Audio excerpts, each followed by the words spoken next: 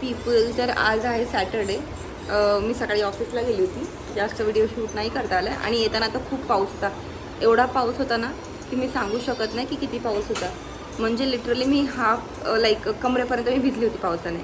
ठीक आहे, आता घरी आले आणि मला पप्पांचा फोन आला होता की रिथाण्याला घ्यायला येतं. तर आता रिथाण्यात आली होत्या गावी मस्तपैकी परत आपलं तिथं फ्रीडम एन्जॉय करायला. हो की नाही बाबू? कुठे चालली तू? इकडं बघ कॅमेऱ्यामध्ये बोल. कुठे चालली तू? कोणाकडे? आई सोबत. बरं तू आता काय बघती मला दाखव. दाखव ना काय बघती. गाणी बघती रिथान्या, गाणी बघती. ओके बाबू, सगळ्यांना सारंगी करून दाखव. सगळ्यांनी तुझं सारंगी मिस केलंय. दाखव एकदा करून, दाखव एकदा. मग मी तुला गाणी परत लावून देते. सारंगी सारंगी आय मिस यू. सारंगी आता हाताने कर. ती खूप बिझी आहे. हाताने कर, असं हाताने कर मम्मा सारखं. शारंगी शारंगी शारंगी. मला पादे एक पादे अशी. तर ही गदडी चालली आहे गावाला होते पप्पांबरोबर. ओके इकडे ये ना बाबू, इकडे ना, इकडे. ए सगळ्यांशी बोल ना एकदा, 2 मिनटं बोल ना सगळ्यांशी. तू गावाला चालली कोणाबरोबर?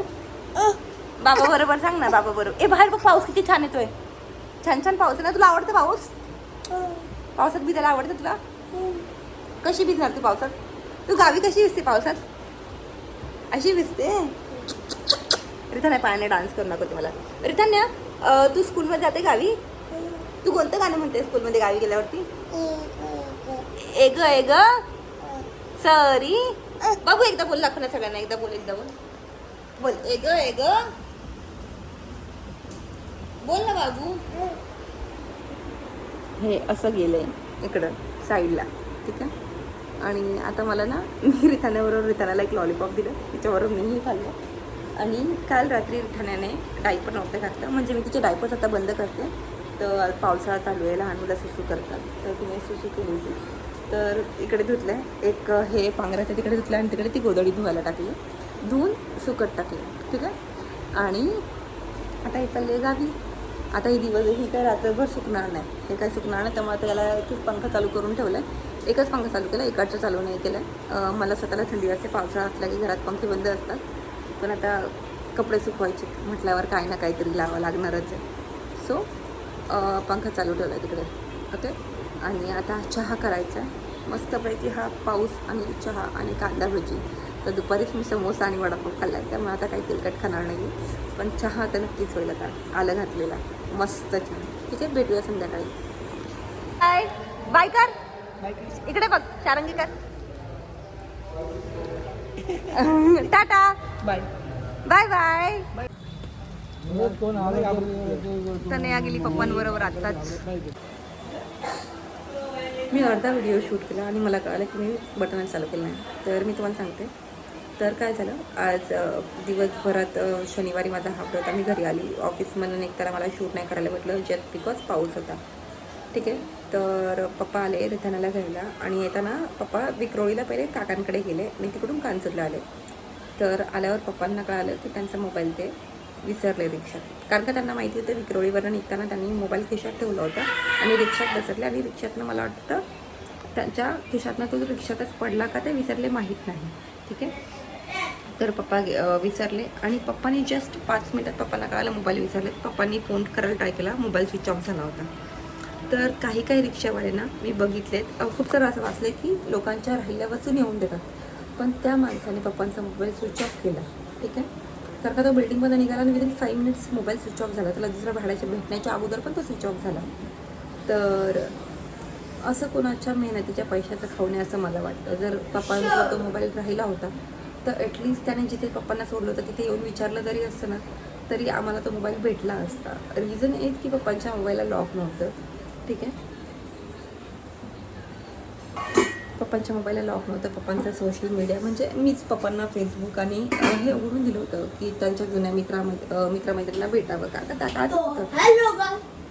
तर आता भेटावं म्हणून मी त्यांना उघडून दिलं होतं स्वतः फेसबुक आणि इन्स्टा. मी स्वतः उघडून दिलं होतं म्हणजे फेसबुकवरती रील्स बघू शकतील किंवा काही व्हिडिओज बघू शकतील म्हणून. 1 मिनिट. तर बघू शकतील म्हणून मी स्वतः उघडून दिलं होतं. कनेक्ट राहतील मित्रांना. तर विदिन 5 मिनिट्स मोबाईल बंद झाला. मी मग तिथून माझ्या ऑफिसच्या सोसायटीच्या ऑफिसमध्ये गेले. तिकडे त्यांना रिक्वेस्ट केली CCTV फुटेजची, त्यांनी ऐकलं नाही. मग मी पोलिसांना फोन केला, त्यांना बोलवलं, त्यांना सांगितलं. मग मी कांजमाग पोलीस स्टेशनला गेले, त्यांना सगळी गोष्ट सांगितली. त्या लोकांनी मला खूप मदत केली. मुंबई पोलीस खरंच खूप मदत करतात. तिकडे ते ऑफिसर पण होते, इन्स्पेक्टर सानप म्हणून, ज्यांची रिसेंटलीच बदली झाली होती. त्यांनी पण खूप चांगली मदत केली मला. त्यांनी मला सांगितलं, गोष्टी सांगितल्या, भरपूर सांगितल्या. तिथून मी परत आमच्या सोसायटीच्या ऑफिसमध्ये आले. तोपर्यंत तो CCTV चेक करणारा माणूस आला होता आणि मग त्याने CCTV दाखवलं, पण आम्हाला काही रिक्षाचा नंबर दिसला नाही त्या CCTVमध्ये. ठीक आहे. मग मी घरी आले. घरी यायला मला 12 वाजले होते. माझं एकच म्हणणं आहे की ज्या लोकांच्या अशा वस्तू राहतात रिक्षामध्ये, तुम्हाला माहिती आहे तुम्ही समोरचा माणूस किती मेहनत करून त्या वस्तू घेतात. माझे पप्पा रिटायर झाले होते. मी तो मोबाईल त्यांना स्वतः घेऊन दिला होता. जस्ट त्यांचा पहिला मोबाईल खूप खराब झाला होता म्हणून. आय थिंक तो माझा जुना मोबाईल होता जे पप्पा वापरत होते. ठीक आहे. तो खराब झाला म्हणून मी पप्पांना हा नवीन घेऊन दिला होता. तर मी त्यांना हा नवीन मोबाईल घेऊन दिला होता आणि 2 वर्ष चांगला चालला तो आणि राहिला. प्रश्न हा आहे की 1 मिनिट, मी ना भात पण लावायला होते. हां. तर प्रश्न हा आहे की माणूस एखादी मेहनत करून आपल्या आईवडिलांना गोष्ट गिफ्ट करतं आणि त्याच्यानंतर ना कळतं की बाबा ती गोष्ट हरवली. हळहळ लागते. पप्पांना पण खूप हळहळ लागली, कारण का तो मोबाईल मी त्यांना गिफ्ट दिला होता. ठीक आहे. पप्पांना खूप वाईट वाटलं, मम्मीला पण खूप वाईट वाटलं आणि मला सगळ्यात जास्त वाईट वाटतं आहे, कारण का मी त्यांना रिथानाला घ्यायला बोलवलं होतं. कारण का तुम्हाला म्हटलं होतं मी रिथानाला गावी ठेवणार आहे थोडे दिवस, जेणेकरून मम्मी पप्पा पण जे एकटे आहेत त्यांना पण एकटेपणा वाटणार नाही आणि इथे पण जास्त काही तिला स्कूलमध्ये घातलं नाही, तर गावी ती जास्त छान एन्जॉय करू शकते, म्हणून मी तिला गावी ठेवलं होतं. ठीक आहे. म्हटलं हे 1 वर्ष तिला मजा करू दे, मग तिला मी आणेल मुंबईला. ठीक आहे. कारण का मुलांना ह्या वयात नाही मजा करणार तर कधी करणार, हा माझा त्यामागचा कॉन्सेप्ट होता. ठीक आहे. तर मी तिला पाठवलं गावाला आणि मी पप्पांना स्वतः फोन करून बोलवलं होतं गेला. अरे का राहत नाही माहीत नाही का. तर मी पप्पांना स्वतः फोन करून बोलवलं होतं की पप्पा तुम्ही या आणि त्याला घेऊन जा. पप्पा माझ्यासाठी पुढे गावावरून मुंबईला आले, तिला घ्यायला आले आणि असं मोबाईलचं झालं. कालपासून मला खूप खूप खूप गिल्टी वाटते की असं वाटतं मी उगाच पप्पांना बोलवलं आहे आज.